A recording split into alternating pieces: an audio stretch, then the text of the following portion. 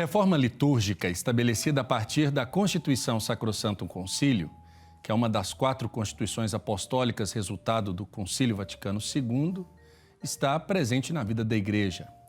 Trouxe alterações importantes na liturgia católica. Tal reforma, sobretudo, a partir do Papa Pio X e amadurecidas mais tarde, como a do Papa Pio XII. Toda a revisão litúrgica foi importante para a vivência cristã, sobretudo no que diz respeito à liturgia do jejum eucarístico, a vigília pascal e a Semana Santa. Essas reformas foram irreversíveis, como afirmou recentemente o Papa Francisco. Tudo isso como um bom fruto da árvore que é a Igreja. E na roda de conversa de hoje, nós vamos fazer memória da origem da reforma litúrgica para que a gente compreenda um pouquinho daquilo que a gente vai celebrar e está celebrando com a Semana Santa, principalmente depois do Vaticano II. E eu preciso confessar, quando a gente se depara com alguns ícones, de quem a gente é fã, a gente fica emocionado, feliz, e eu tenho a alegria de estar entre 2 referências que me ajudaram no estudo da liturgia durante o meu tempo de estudo de teologia, que é a querida Maria de Lourdes Avarez, mestra em liturgia. Bem-vinda, Maria de Lourdes. Bem-vindo. Obrigada. E também o padre Valeriano dos Santos Costa, mestre em liturgia e professor da PUC São Paulo. Padre Valeriano, bem-vindo. Obrigado, é um prazer estar aqui, sobretudo revendo a minha grande amiga Maria de Lourdes, de quem eu tenho uma admiração incondicional. Bom, eu queria que a gente pudesse primeiro fazer alguma memória, alguma lembrança, porque muitos dos nossos pais e avós que frequentam as nossas comunidades têm presente na memória alguns ritos que eram celebrados, que eram feitos antes do Concílio Vaticano II.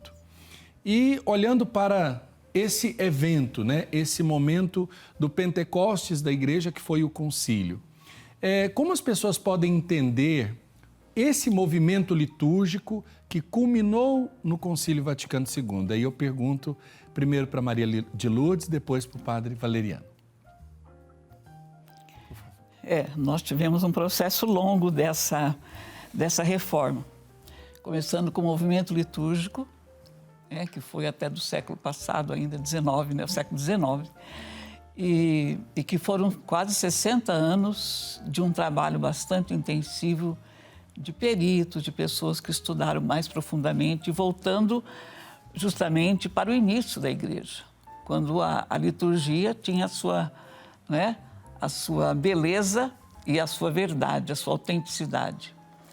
E então nós tivemos esse trabalho todo que antecedeu o Concílio Vaticano II, e que por isso que nós, graças a isso, nós tivemos o documento primeiro que foi aprovado, foi a Sacrosanctum Concílio, que já estava mais ou menos amadurecida, esse trabalho.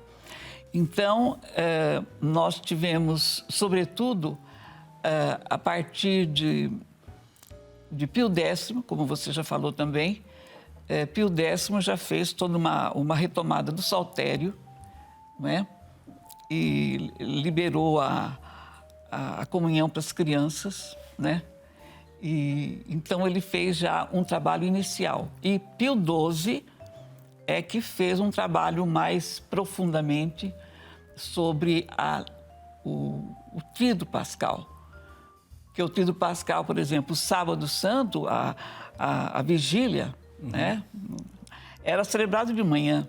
Não tinha nada a ver com aquilo que nós experimentamos quando é à noite, diante do cosmos, e começamos essa liturgia à noite, e que também direcionada ao mistério cósmico da Páscoa. E então ele já marcou para a noite, Então isso foi muito importante. E assim nós tivemos algumas mudanças já na vigília, e depois tivemos na Semana Santa mesmo. Perfeito. Eu queria aproveitar, padre Valeriano, quando a gente fala desse nome, né, que está sempre presente, quando a gente vai falar de liturgia, o pessoal lá das comunidades, das paróquias, gente que nos acompanha, procura uma formação, procura um livro para fazer uma leitura mais apurada sobre esse ou aquele tema, sempre vai ver esse nome, Sacrosanctum Concilium, né? Essa palavra em latim que quer dizer sagrado concílio, né? E eu queria que o senhor pudesse falar um pouco desse documento, a importância desse documento, que conforme a Maria de Lourdes já nos adiantou, foi o primeiro ali desse evento que mudou para melhor, a fim de que as pessoas pudessem estar mais próximas da participação da vida litúrgica da igreja. Então, os documentos têm essa tradição de que eles são nomeados a partir das 2 ou 3 primeiras palavras, mas que também já são pensadas para se tomar aí a base de um documento que fosse lembrado remetendo ao seu conteúdo. Então, como começa? Sacrosanto Concílio, Sacrosanto Concílio, que então é esse documento, esse primeiro documento, que faz a reforma total da vida litúrgica na igreja, que já tinha sido começada, a igreja estava em movimento e o movimento litúrgico estava pressionado, no melhor dos sentidos, para que a igreja se movesse para reformar a liturgia, porque do jeito que estava não dava, como acabou de dizer Maria de Lourdes, celebrar a vigília pascal às 9 horas da manhã é desconhecer todo o mistério da criação. Agora, por que chegou a isso? Cada um tem a sua explicação. A minha é que a liturgia virou uma coisa teórica, racionalista, e não uma experiência de fé profunda que nos liga com a natureza e com Deus, com o cosmos, né?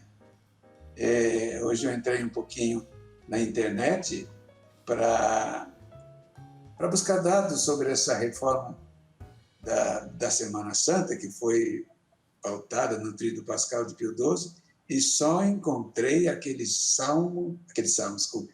só encontrei aquele grupo grande de pessoas que está disparando fogo contra a reforma litúrgica, né? Uns reacionários que, para mim, não têm um mínimo de fé. Não é possível que se possa fazer política em cima de uma coisa que foi tão bem pensada, tão sagrada.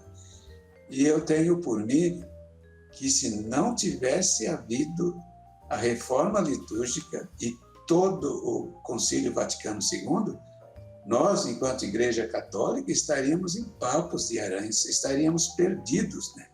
Então, é o maior concílio da humanidade, segundo a avaliação de muita gente que realmente consegue pensar, né? E aí a gente leva o nosso querido Papa Francisco, que foi como o Papa João XXIII, santo, né? São João XXIII, que teve a ideia e a coragem de iniciar um concílio contra tudo e contra todos, mas a favor do Espírito Santo. E agora o Papa Francisco, que veio numa hora tão importante para preservar a reforma que o Concílio Vaticano II realizou. Ele é um homem muito lúcido. Eu tenho certeza, não quero adiantar ideias, mas que ele será certamente mais um santo nesse rol de papas santos que nós tivemos, né? Tanto é que ele não achou que era interessante fazer novamente uma reunião de toda a América Latina e Caribe para produzir um novo documento, e fez uma coisa muito interessante, que foi uma assembleia de igrejas, ou da igreja, né, latino-americano, partindo do princípio de que o Concílio Vaticano II ainda não deu os frutos que deve dar na história. Muito interessante. E quando a gente estava falando sobre esse tema, né, eu conversava aqui com a nossa produtora, os nossos jornalistas, porque pode parecer um tema que muitas pessoas imaginam distante, Porque quando nós falamos da liturgia, não caiu pronta do céu, né?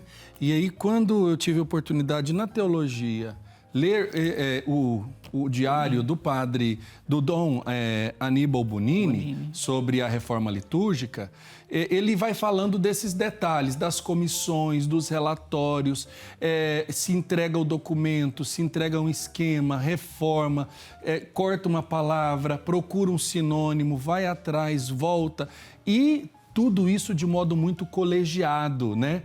De modo muito sinodal, se a gente pode assim dizer. Como é que as primeiras comunidades, Maria de Lourdes, celebravam o Tríduo Pascal?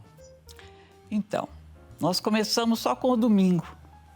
O domingo, o dia primordial para nós cristãos, dia da nossa Páscoa semanal. Aí depois foi no século II, III, né, que nós começamos a ter um domingo anual, e só o domingo, né? Depois é que as comunidades foram percebendo a necessidade, assim, de lembrar os fatos que anteciparam o domingo. Então, aquilo que Jesus viveu, né, na sexta-feira, no sábado, então se juntou, né, a esse tríduo, e que tinha uma unidade. Não eram 3 dias diferentes. Só que a gente sabe que depois, com o decorrer dos séculos, isso ficou tão separado que parecia que não tinha nada a ver um dia com o outro. E parece que a gente dava tudo de uma vez para as pessoas numa sexta-feira da Paixão, que elas se cansavam ao ponto de não voltar para ressuscitar, né? Pois é. Só voltava no outro ano para morrer de novo, né? E aí, algumas devoções entraram, isso que você falou. Na sexta-feira, então, era tão carregado e tão, assim, triste, né? Não tinha aquele tom da cruz gloriosa. Porque, por exemplo, é lido o Evangelho de João, em que Jesus não se deita, Jesus não cai, Jesus está sempre altivo, né, diante dessa entrega dele. Ele é livre na entrega. Então, esse Evangelho, teologicamente, é o mais indicado para a sexta-feira. Perfeito. Né? E depois também as leituras, né, que acompanham esse Evangelho. E depois é um dia também de profunda oração, né? Nós, nos sentindo, vamos dizer, mergulhados nessa cruz, incorporados nela, a gente reza para o mundo inteiro. Então, nós temos aquelas orações universais e a gente pensa em todos. É toda a humanidade que está aí, né, entrando nessa jogada de Deus, da salvação dele. Né? Perfeito. E depois, o sábado é um dia que a gente reconhece que ele entrou nas entranhas também da terra, não é? Então, é um dia que a gente silencia, que a gente reza, que a gente entra nessa parada que ele fez e foi diante dos mortos também, né? E a Vigília Pascal, que tenha toda a sua a densidade da Páscoa, né? Então, se nós percebemos como que ela é traçada, né? A Vigília, ela tem vamos dizer, a Páscoa cósmica, que é aquela que a gente faz fora e envolve todos os elementos da natureza, né? Depois nós temos a Páscoa histórica, que são com as Memória, 9 né? leituras e que percorre toda a história da salvação. Depois tem aquela Páscoa que é mais pessoal, vamos dizer, Páscoa cristã, em que todos nós assumimos o batismo, que é a nossa primeira Páscoa, né? E que é o batismo, e depois também a Páscoa Eucarística, que é a grande entrega de Jesus, né? É o seu momento máximo de entrega. Então, o sábado, ele concentra todos esses sentidos da Páscoa, e que culmina com o domingo. Perfeito. Padre Valeriano, quando a gente fala, por exemplo, desse movimento que foi acontecendo e de modo quase que natural, eu acredito que nós aqui que estamos elementando sobre esse movimento, nós sabemos dele pelos registros dos estudos, né? Vocês, de modo até mais especial, porque estudaram a liturgia como esse objeto de mergulho. Mas como é que a gente pode entender que a liturgia deu essa virada, e uma virada tão assertiva? A gente pode sentir que a igreja já esperava por esse momento? Esse momento parece que já estava sendo preparado, gestado no coração da igreja pelo Espírito, para que acontecesse de modo tão intenso como a gente vê hoje nas nossas comunidades? Perfeitamente. Eu não tenho outra interpretação senão essa, de que foi o Espírito que interveio para que São João XXIII proclamasse um concílio inesperadamente ali na Basílica de São Paulo, fora dos muros, e assumiu a coisa, porque estava tudo muito depauperado, né? Uma liturgia que não vivia a vida com sua relação cósmica, nem com sua relação antropológica, era uma coisa que não chegava ao coração. Portanto, a Páscoa não vibrava, como também não se celebrava bem a paixão, né? As coisas têm que se completar por aí. Então, o Espírito Santo foi alimentando e tomando partido, claro, para mim é quase um milagre. Com aquela resistência que nós tínhamos contra a reforma litúrgica, nossa, o latim era a língua que só Deus entendia. Eu tenho todo amor e respeito pelo latim, mas não para rezar a Sagrada Liturgia, que tem que ser nas línguas que cada um entende. Então, esse movimento, e eu comparo João XXIII com o Papa Francisco, mais uma tirada divina, aquilo tinha que acontecer, porque, veja bem, o fato de celebrar a Vigília Pascal às 9 horas da manhã, de fazer dos ritos uma coisa que você não podia sentir mais do que compreender, é sentir o que estava acontecendo.